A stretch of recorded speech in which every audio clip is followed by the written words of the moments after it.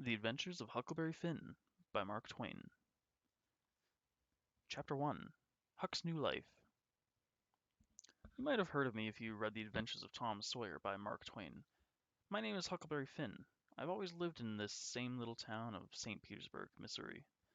My father is the town drunk and isn't around much, so I've spent most of my life fishing on the banks of the Mississippi, sleeping in doorways, and having great adventures with my friend Tom Sawyer. Things were always pretty dull around here until Tom and I discovered hidden treasure. We found $12,000 in gold. It was money that had been buried by robbers, so Judge Thatcher decided it was rightfully ours.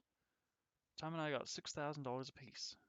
The judge put the money in the bank for us, and we each got an allowance of $1 a day. For us, in that little town, it was more money than we knew what to do with, but the money didn't make me happy. At about this time, the widow Douglas decided to take me in and raise me as her own son. She was kind of grateful, I guess, because I helped save her life, but it was rough living in a house all the time. The widow made me wash and dress up and eat all my meals at regular hours. She even took me to church. When I couldn't stand it anymore, I ran away and got into my old rags. Then I felt free and happy.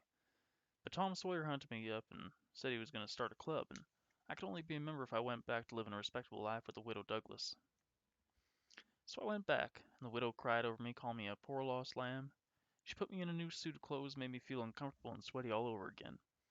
I had the hardest time getting used to regular meals and polite talk.